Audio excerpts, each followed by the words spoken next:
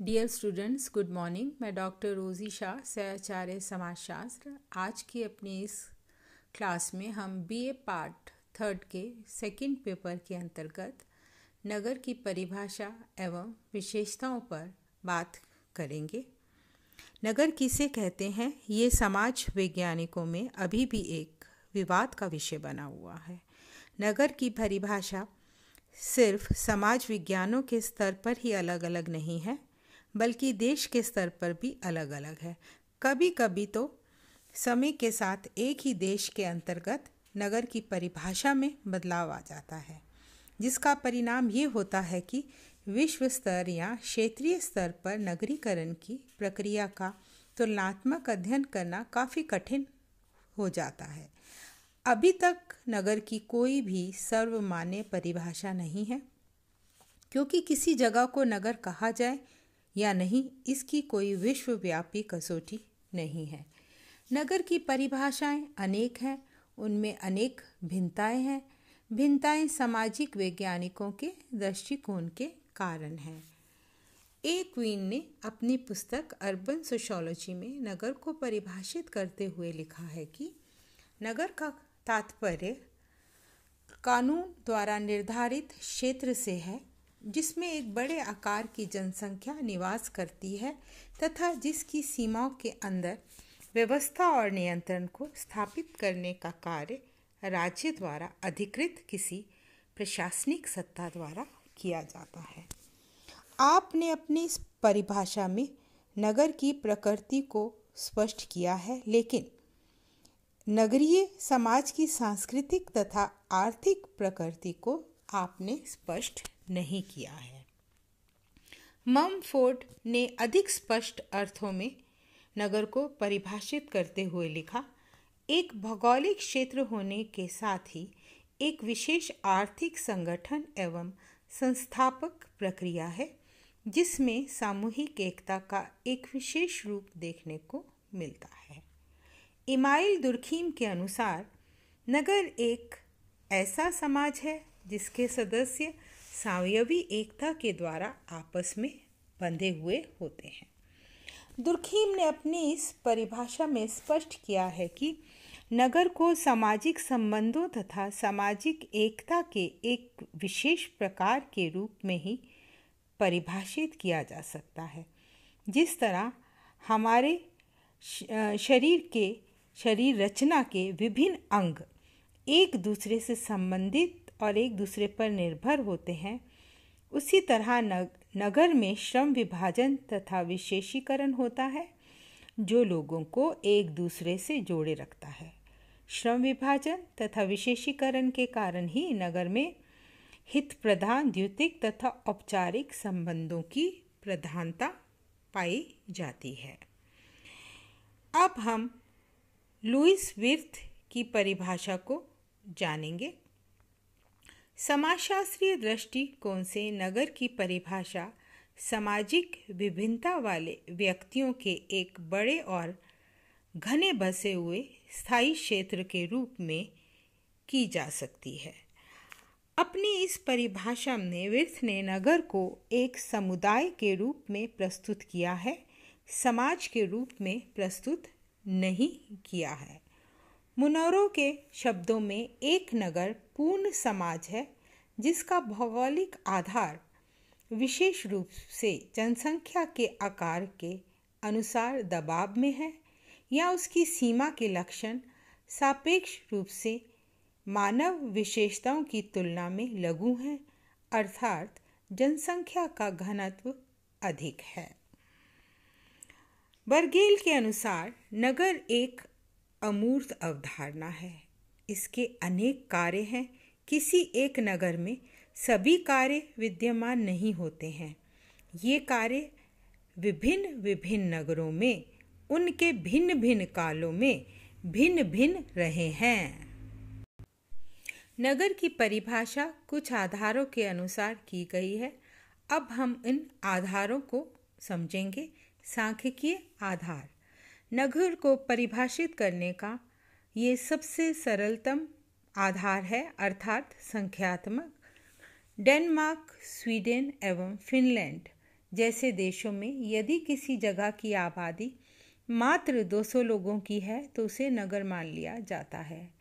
इसी तरह यदि क्यूबा में किसी जगह की आबादी मात्र 50 की है तो उसे शहर मान लिया जाता है।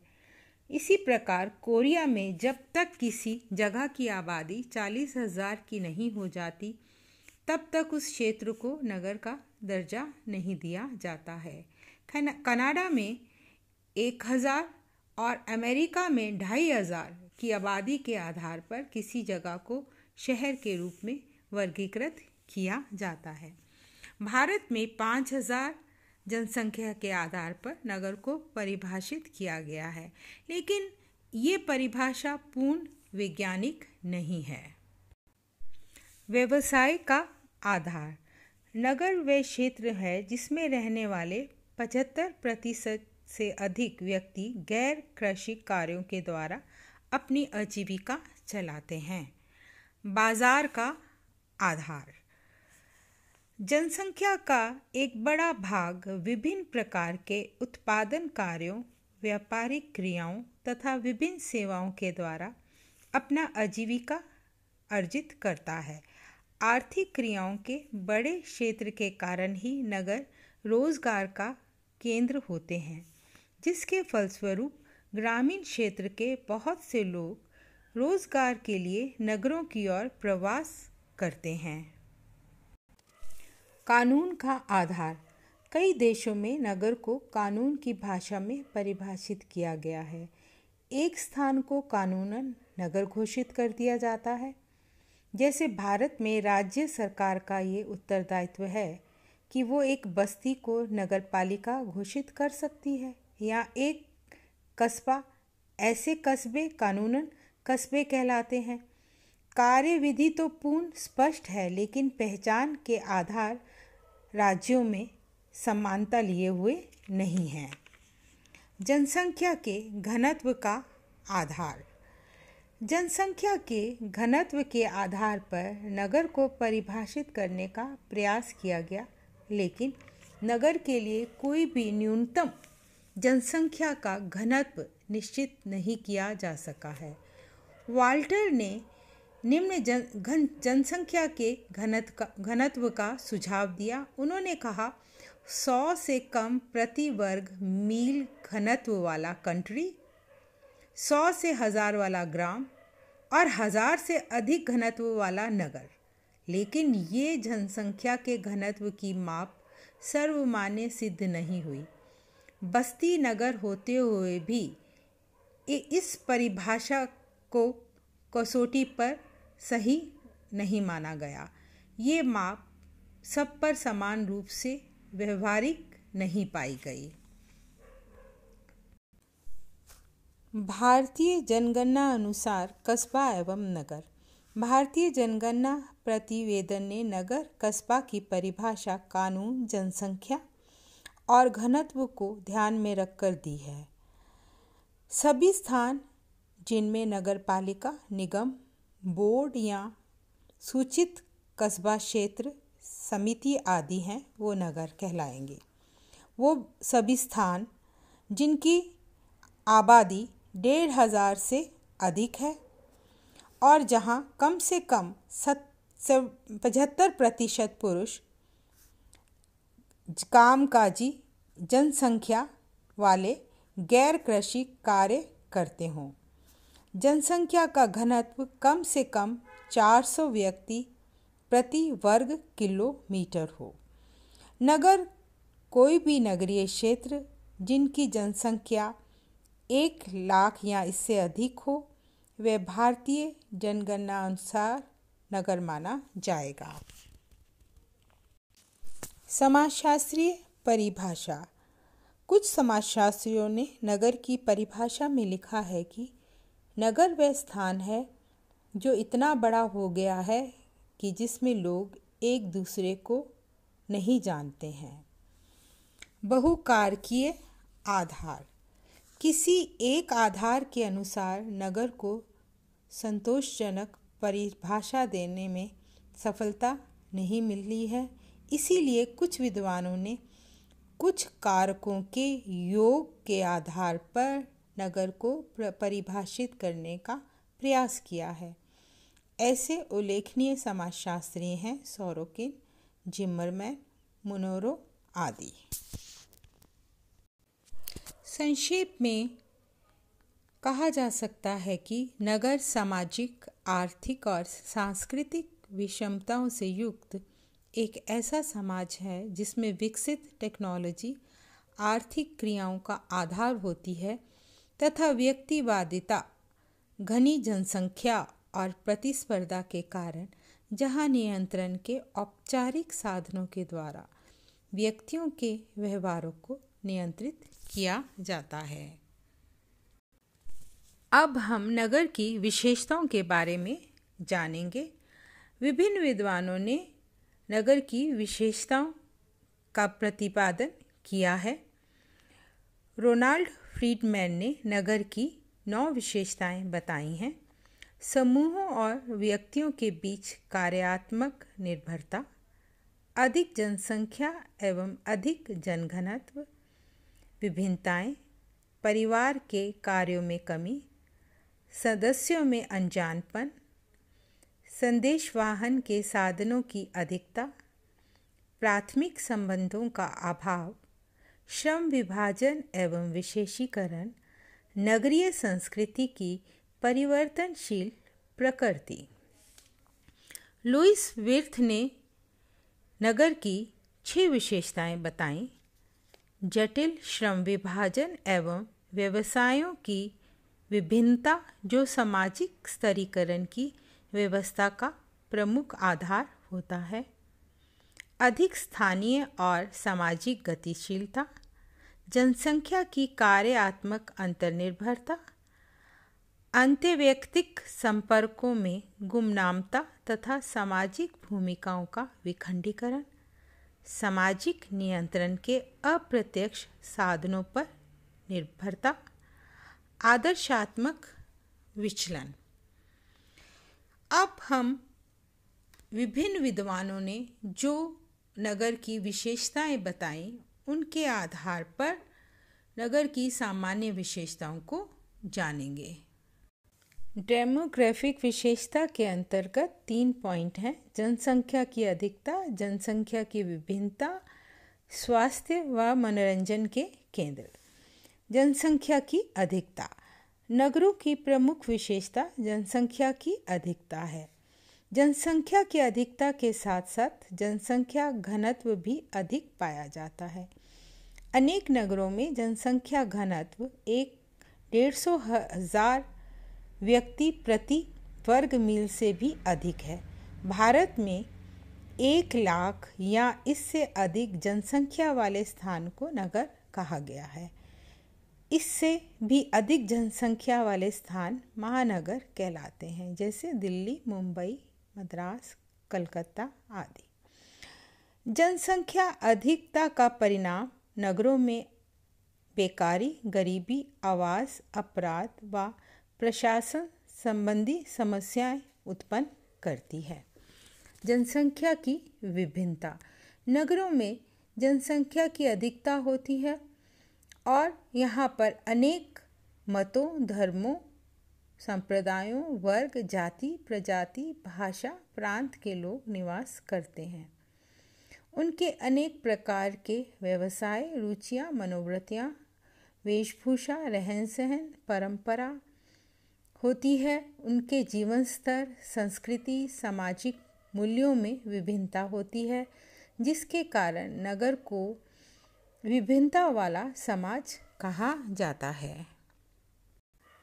स्वास्थ्य व मनोरंजन के केंद्र।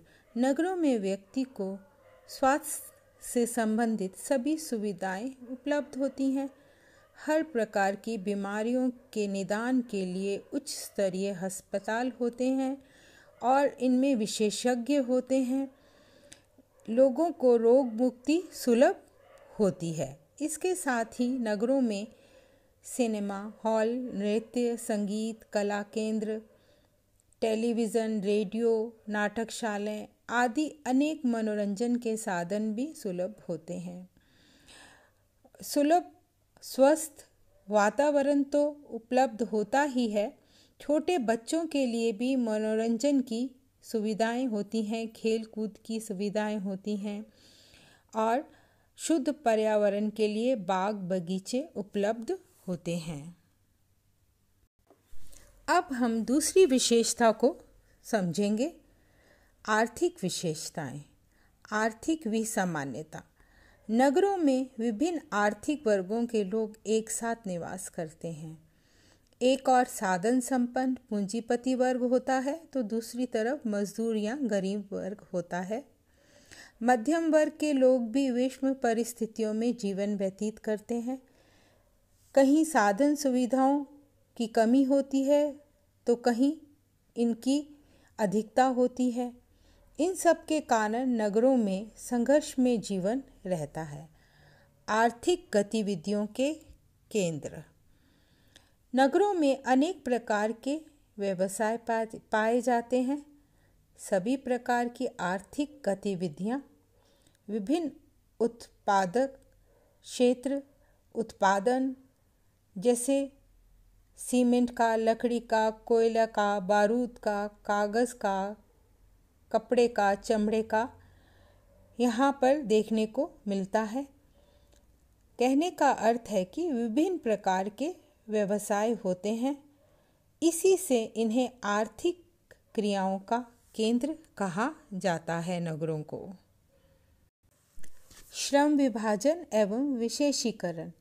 नगर अनेक आर्थिक क्रियाओं के केंद्र होते हैं। यहाँ विशेषीकरण भी अधिक होता है। विभिन्न व्यक्ति विभिन्न प्रकार के व्यवसायों में लगे रहते हैं, साथ ही कार्य के विशेषज्ञ भी होते हैं। श्रम विभाजन व विशेषीकरण पारस्परिक निर्भरता को जन्म देता है। प्रत्येक को अपना कार्य पूरा करने के लिए दूसरे का सहयोग लेना पड़ता है।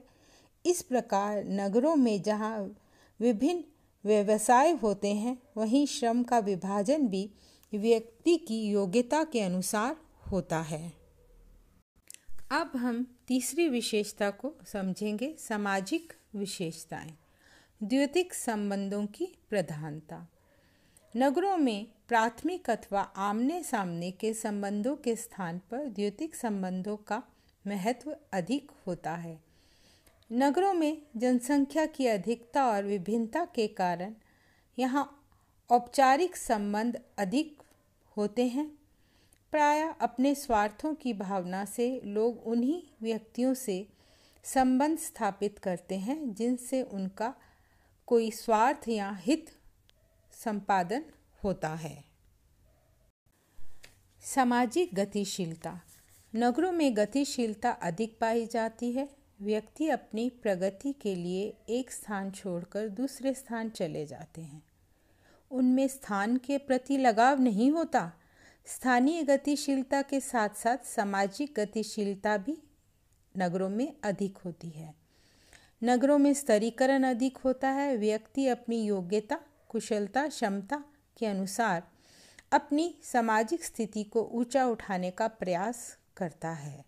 व्यक्ति अपनी प्रगति के लिए जीवन में रिस्क या जोखिम उठाने को तैयार रहता है। एक पद त्याग कर दूसरा पद ग्रहण करना यहाँ की विशेषता है। हित प्रधान सहनशीलता। नगरों के लोगों में सहनशीलता का गुण नहीं होता, फिर भी अपने हितों के संपादन के लिए वे इस गुण का निर्वाह करते हैं। उदाहरण के तौर पर हम देखें तो व्यापारी वर्ग प्रत्येक स्थिति में स्वयं को विनम्र, मृदुभाषी बनाने का प्रयास करता है। प्रदर्शनकारी व्यवहार। नगर का जीवन दिखावे का आडंबर युक्त होता है और इसे हम विवाह उत्सव के समय देख सकते हैं। लोग स्वयं को बड़ा सिद्ध करने के लिए भोजन और सजावट आदि पर बढ़ चढ़कर खर्च करते हैं। स्थानीय पार्थक्य। किंग्सले डेविस ने इस विशेषता को बताया है। नगरों में श्रम के विभाजन और विशेषीकरण के परिणाम स्वरूप विभिन्न कारखाने, कार्यालय, शिक्षण संस्थान, मनोरंजन आदि के स्थान सुनिश्चित होते हैं। इसी के आधार पर यह भी निश्चित हो जाता है कि किन क्षेत्रों में किस वर्ग के लोग निवास करेंगे। इसके लिए अलग अलग क्षेत्र विकसित हो जाते हैं। महानगरों में तो ऐसा करना अत्यंत आवश्यक भी है, जिससे व्यक्ति को कार्य के लिए अधिक दूर न जाना पड़े। सामाजिक समस्याएं। नगरों में जहां अनेक प्रकार की सुविधाएं हैं, तो वहीं सामाजिक समस्याएं भी पाई जाती हैं, जैसे वर्ग संघर्ष, अपराध, बाल अपराध, बेकारी, गरीबी, कुपोषण, युवा तनाव, बीमारी आदि नगरों की विशेषताएं बन गई हैं। अब हम चौथी विशेषता को जानेंगे, सांस्कृतिक विशेषताएं। सभ्यता के वाहक। नगरों को सभ्यता और संस्कृति का वाहक और पोषक कहा जाता है। विश्व की महान सभ्यताओं का केंद्र नगर ही रहे हैं। उच्च सभ्यता और संस्कृति का प्रसार प्रचार नगरों के माध्यम से ही हुआ है। नगरों का विकास सभ्यता के विकास के साथ ही हुआ है। शिक्षा और संस्कृति के केंद्र।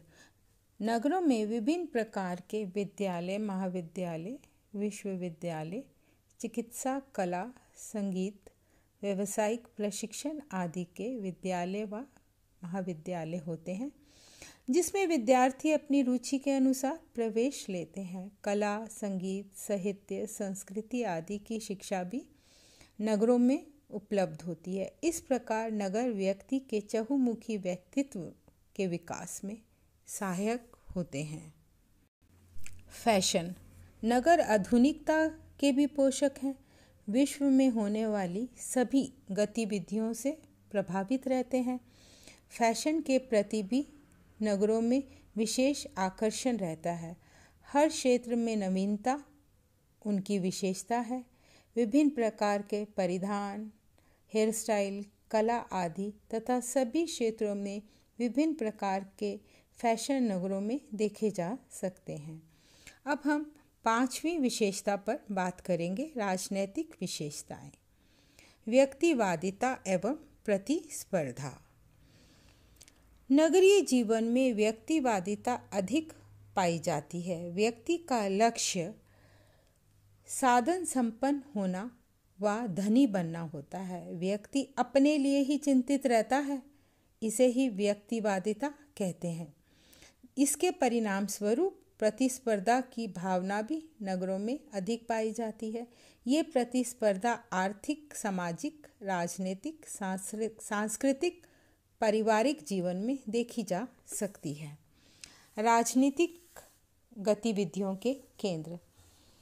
नगर न केवल शिक्षा और संस्कृति के केंद्र होते हैं, बल्कि राजनीतिक गतिविधियों के भी महत्वपूर्ण केंद्र होते हैं।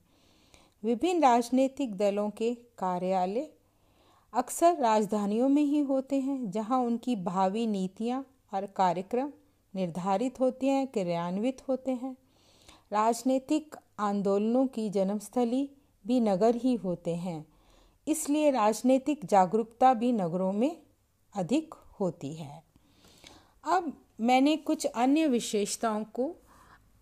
विशेषताओं के हेडिंग के अंतर्गत रख करके आपको समझाने का प्रयास किया है। परिवहन व संचार।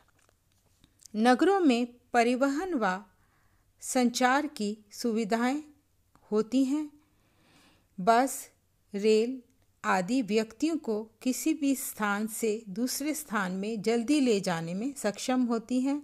संचार प्रणाली भी नगरों में अधिक सक्रिय होती है, जैसे तार, telephone, mobile phone, speed post, courier सेवा, फैक्स आदि। इन साधनों से नगरों में जीवन बहुत अधिक गतिशील और व्यस्ततापूर्ण हो जाता है। तार्किक अभिवृत्ति। नगरों में व्यक्ति परंपरा, कर्मकांड, रूढ़ियाँ, पूजा पाठ आदि में विश्वास तो रखता है, लेकिन अंधविश्वास नहीं रखता है। शिक्षा के बढ़ते प्रभाव के कारण उनकी अभिवृत्ति तर्क प्रधान हो गई है।